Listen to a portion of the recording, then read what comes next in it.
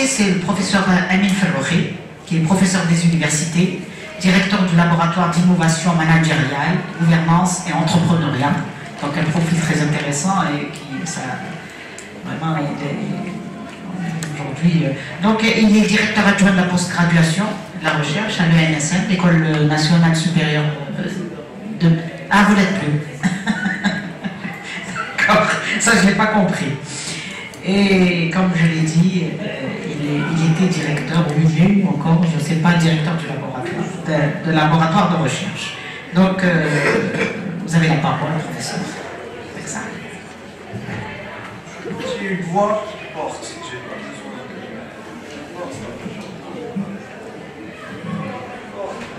Salam alaikum.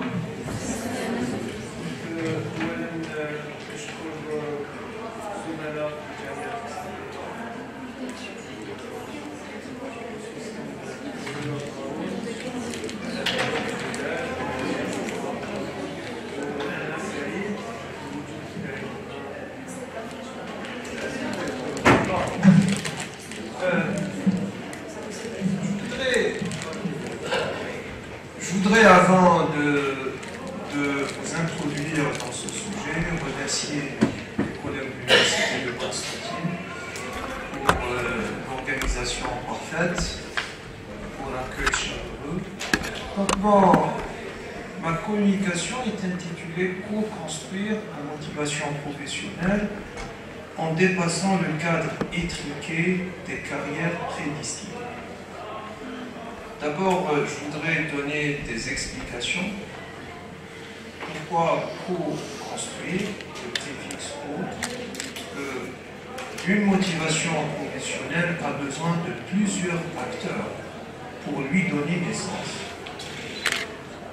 Et pourquoi il faut faire attention de tomber dans le piège du cadre étriqué des carrières prédestinées, cadre étriqué, comme un costume étriqué, une chemise étriquée, trop serrée. Il ne faut pas acheter des chemises trop serrées ou des costumes trop serrés, ça. Ouais. C'est la mode, paraît-il, bon. Mais moi, j'aime pas les vêtements trop serrés. Donc, vous risquez de vous piéger.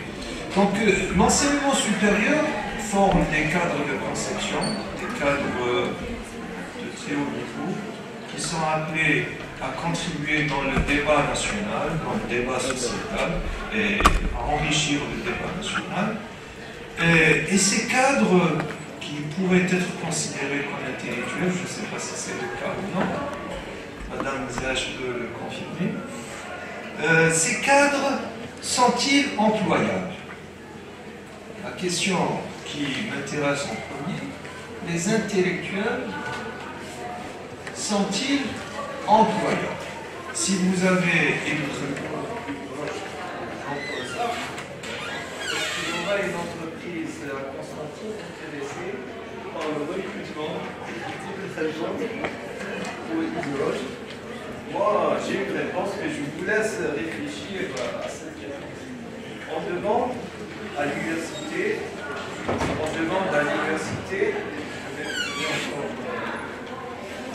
bon, sinon je vais élever encore ma voix, je peux faire mieux. Bon. Donc l'université est appelée à former des cadres de conception. Ceci sous-entend l'écart entre les demandes professionnelles et le produit et l'offre.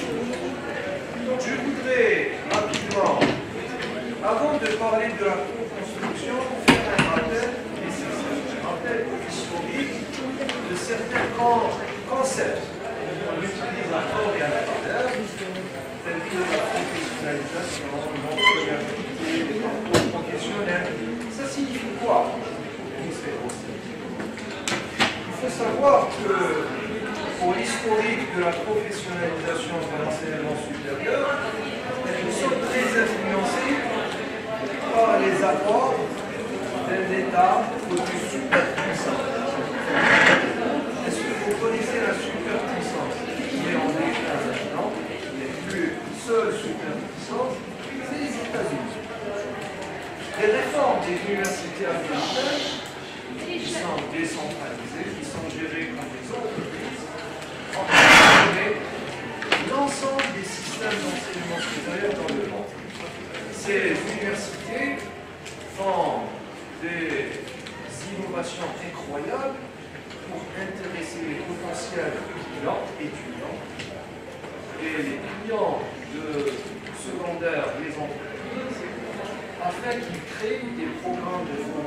tout à fait adapté aux besoins du marché.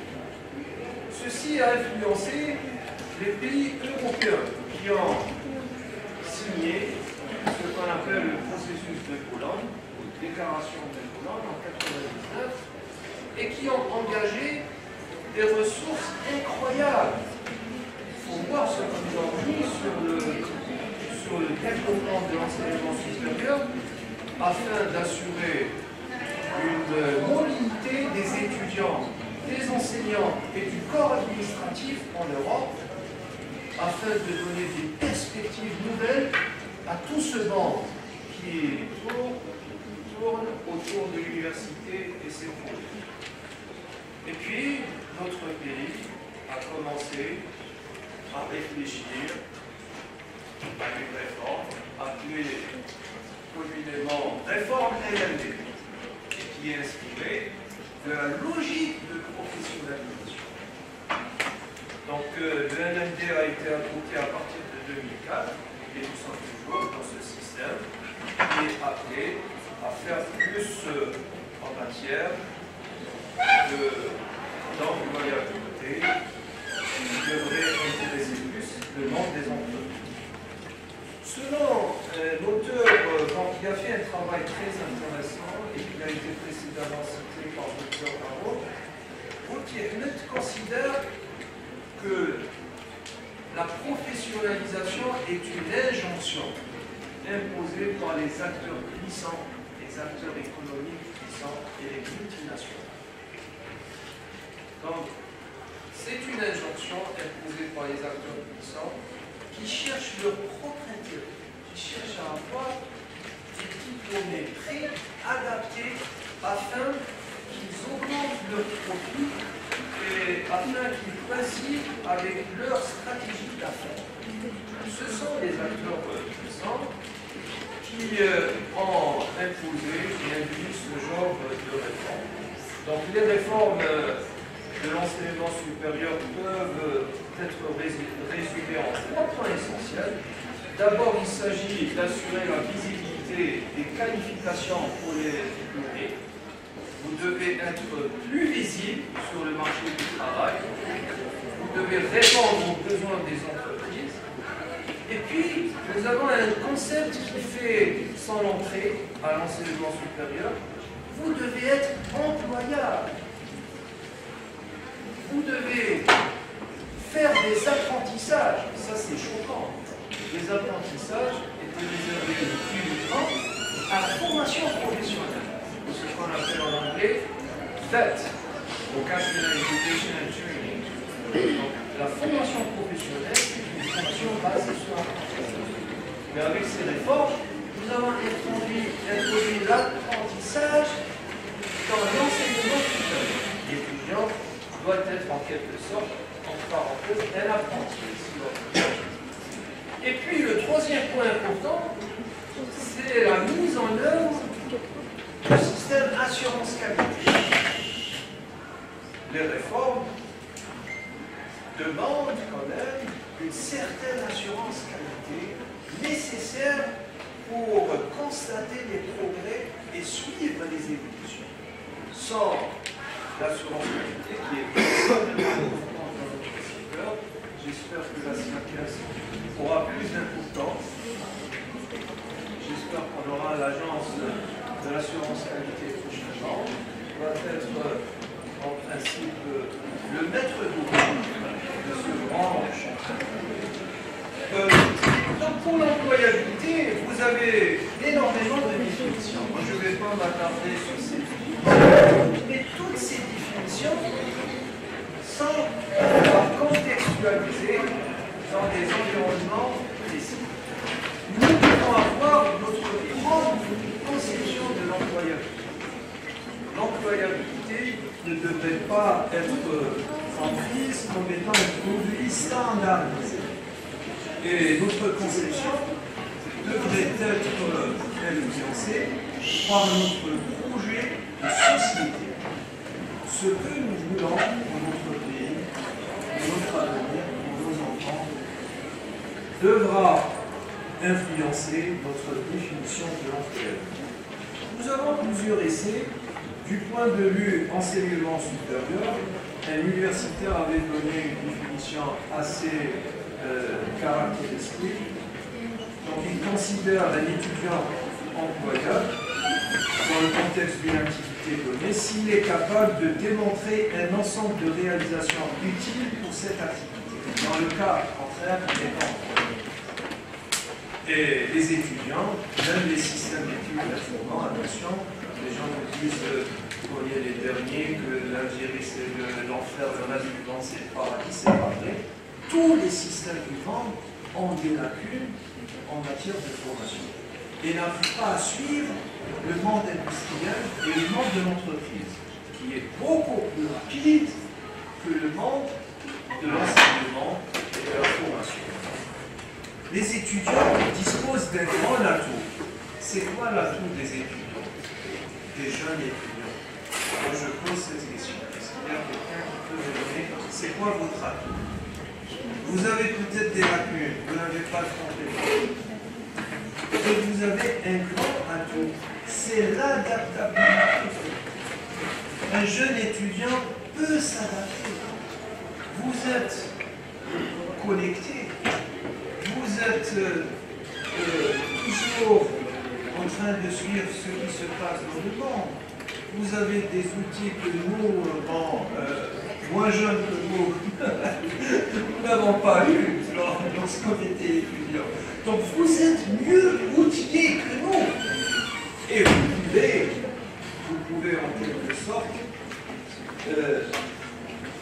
y remédier, trouver des solutions à votre manque de compétences et d'inadaptabilité par des capacités d'adaptation phénoménales. C'est ce que explique.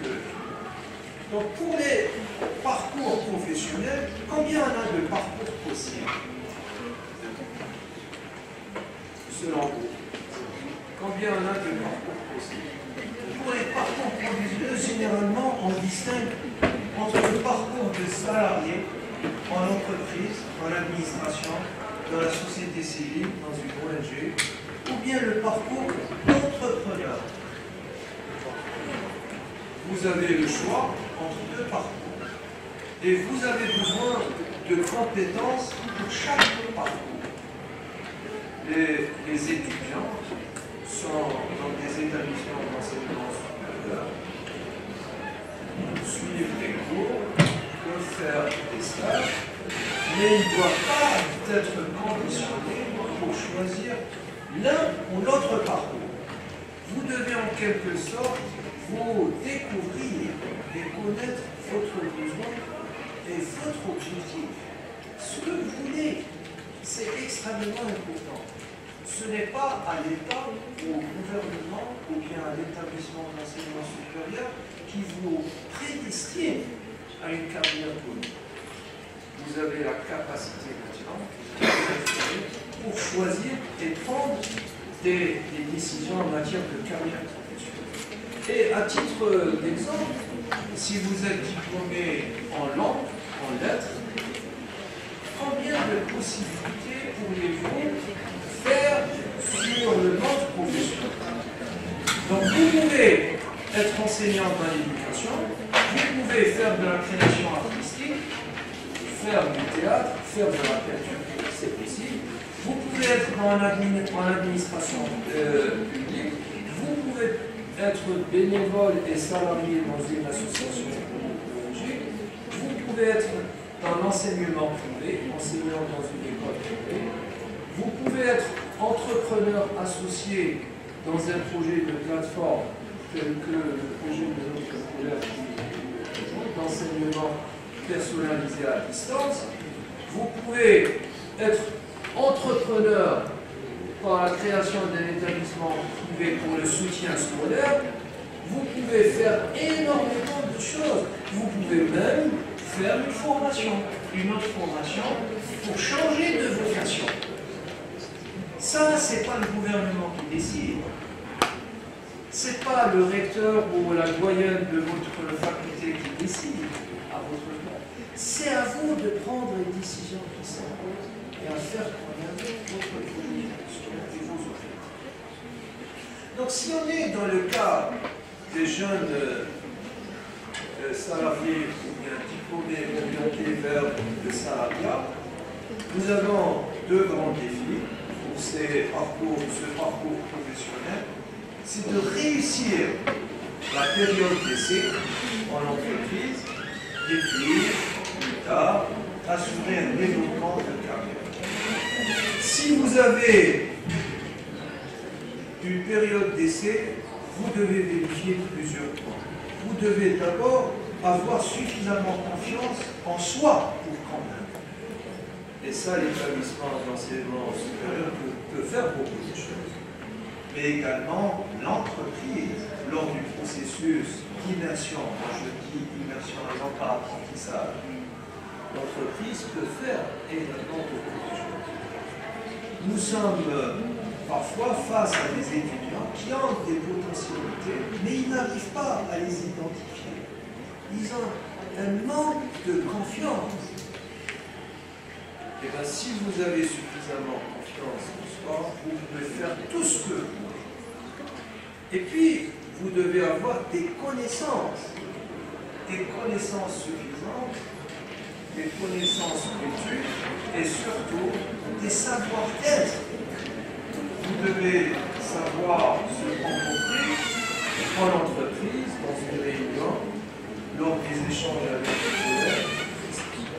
Vous devez aussi développer de l'intelligence émotionnelle et savoir comment échanger avec un responsable, savoir comment convaincre un responsable et puis intégrer un groupe de travail et ne pas être seul en cas de problème.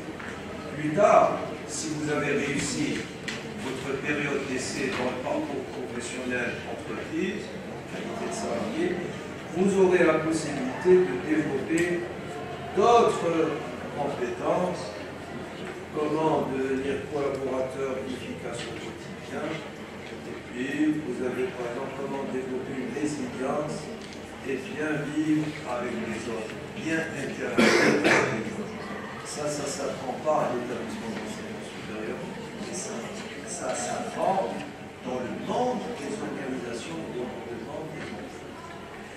Donc, si vous êtes porté par l'entrepreneuriat et que vous voulez faire une entreprise, vous avez besoin d'autres compétences, d'autres habiletés. Le ministère de l'Enseignement supérieur attribue des organes d'accompagnement tels que les maisons de l'entrepreneuriat, centres de développement de l'entrepreneuriat, incubateurs ou speed-off, incubateurs de recherche. Donc vous avez des structures qui peuvent vous accompagner. Mais je dois vous dire que ces structures font de la sensibilisation à l'entrepreneuriat. La création d'entreprises demande beaucoup plus que ça. Demande des acteurs professionnels, des réseaux d'affaires pour les projets, des réseaux d'affaires qui sont représentés par ce que les Américains appellent business angels, les anges des affaires. Quand vous faites un projet, vous pouvez bénéficier des conseils d'un vieux ingénieur qui a 40 ans dans l'agroalimentaire, par exemple, dans le tourisme, qui peut vous donner pas uniquement de l'argent, mais il vous donne ce qu'on appelle des ressources pour le métier, des connaissances. Et ça, les structures d'accompagnement ne peuvent pas le donner. Un entrepreneur qui veut produire du chocolat, par exemple, il veut faire une chocolaterie, il ne peut pas trouver à l'université des gens qui connaissent l'activité agroalimentaire, production de chocolat. Mais dans une communauté d'affaires, aux États-Unis, on recense plus de 6000 communautés d'affaires, business angels. Et ce sont ces gens qui portent l'entrepreneuriat. Vous avez également les possibilités du financement participatif, qui donne aussi la possibilité à des entreprises américaines de lever des millions de dollars via des plateformes. C'est ce qu'on appelle en anglais crowdfunding. Crowdfunding, le financement participatif. Vous proposez votre idée, votre projet, et vous avez une foule qui vous donne de l'argent et qui vous donne aussi des idées, qui vous pose des questions sur le produit et qui vote pour votre projet. Parce que c'est un projet intéressant ou non. Vous allez avoir vos premiers clients à travers ces techniques de financement. Donc, ces modes de financement innovants ne sont pas encore bien entrés, même si nous avons un texte sur le financement participatif, mais c'est des structures qui dépassent le cadre de l'enseignement supérieur et des établissements d'enseignement supérieur. Et puis, vous avez aussi l'importance de la recherche appliquée. La recherche académique, c'est bon de faire des thèses sur plusieurs thèses avec des étudiants, c'est intéressant. Mais ceux qui donnent des perspectives professionnelles, ce ne sont pas les thèses. D'ailleurs, en Europe, les Allemands ne font plus de thèses. Il y a que les Africains, les Asiatiques dans les laboratoires de thèse. En termes d'employabilité, vous êtes vraiment ultime. Donc, faire un diplôme de technicien supérieur et d'ingénieur, un bachelor, suffit pour entamer une carrière professionnelle. Et dans les deux cas, si vous êtes dans la carrière d'entrepreneur ou dans la carrière de salarié, l'établissement d'enseignement supérieur a besoin de construire des relations partenariales. C'est pas évident, c'est pas évident. Pour construire la motivation professionnelle ne se fait pas en solo, bien en intramuros, derrière les murs. L'établissement de l'enseignement supérieur doit mobiliser plusieurs acteurs. Et c'est un effort considérable. Vous devez avoir des relations avec le monde institutionnel, le monde des entreprises, le monde associatif, les communautés savantes. Tout cela contribue dans l'amélioration de l'employabilité en Europe, bien dans la construction de la motivation professionnelle. Et puis un étudiant, même si je suis un professeur, j'ai besoin de développer des compétences. Personne n'est à l'abri. Donc tout le monde, d'ailleurs chez Mouahidi, quand le salon arrive à un niveau très élevé, on l'appelle plus Taleb. Taleb, c'est un titre important dans la tradition. Taleb, c'est quelqu'un qui sait apprendre, qui sait étudier. Et nous avons besoin en permanence, pas uniquement au département des langues, mais même après, vous devez développer des compétences clés durant toute votre vie. Les experts européens avaient produit des documents assez intéressants sur lifelong learning et sur Rethinking Education. C'est des documents anciens, mais qui résument la philosophie de l'apprentissage durant toute la vie. Nous avons besoin de plusieurs compétences afin d'assurer cet apprentissage durant la vie. Nous avons besoin d'abord des langues. Et on commence toujours par la langue maternelle. Nous avons des langues. Langue maternelle. C'est important. Ensuite, nous avons besoin des langues étrangères. Comme le disait le professeur Farbois, les langues étrangères sont importantes. Toutes les langues sont importantes. Le français, l'anglais, le chinois, l'espagnol. Et plus vous connaissez une langue, plus vous avez une fenêtre ouverte vers le monde professionnel et les connexions. Et apprendre des langues étrangères, c'est extrêmement important. Nous avons aussi besoin des mathématiques, sciences et techniques. Sans les mathématiques, nous ne pouvons pas développer les compétences. Sans le raisonnement mathématique, nous ne pouvons pas développer. Nous avons besoin aussi de la compétence digitale. Maintenant, si vous ne connaissez pas les ABC du numérique, vous serez analphabète. La compétence digitale. Vous avez besoin également d'une compétence extrêmement importante, c'est apprendre à apprendre. Learning to learn. C'est une compétence extrêmement importante. Il y a des gens qui savent comment développer des connaissances. Les autres ne le savent pas. Vous avez également besoin des compétences sociales et civiques. Quelqu'un qui ne sait pas interagir avec sa société locale, sa société et ses concitoyens, qui aura du mal à trouver un emploi, à se développer. Vous avez également besoin du sens de l'initiative et de l'entrepreneuriat.